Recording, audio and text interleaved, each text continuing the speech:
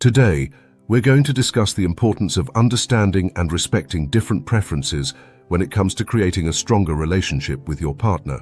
Here are 5 places that can be sensitive for most women. These are the weak areas for many women. But remember that the most essential thing is to always maintain honest communication and seek consent. First, the ears. The ears can be a very sensitive spot, and some individuals enjoy gentle romance in this region. Talking to your woman about what she enjoys can create an unforgettable moment of bonding.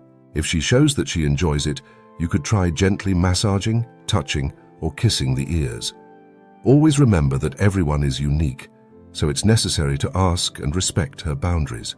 The feet are the second most sensitive spot for most women. Some individuals prefer having massages or gentle touches on their feet, which can be an enjoyable way to relax together. You should ask her if she likes this kind of touching first. A gentle massage can be enjoyable for both of you.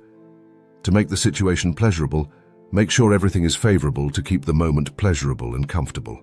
The third weak spot is the back of the thighs. This part can be vulnerable to touch for many women, but again, the most important thing is communication. Ask if she is okay with touches in this part. If she gives the green light, a gentle touch can help create an atmosphere of intimacy. Trust is important in any intimate contact, so always make sure that she is comfortable. The fourth weak spot for many women is the pelvic area. The pelvic area can be highly sensitive, and for many women, touching this area can be a pleasurable experience. However, consent is important. Do not continue without making sure that both of you are on the same page and feel comfortable and valued. Open communication concerning what she likes can make the moment more pleasurable for both of you. And eventually, a weak spot for most women is the backside. The backside is a part that can be sensitive for many individuals.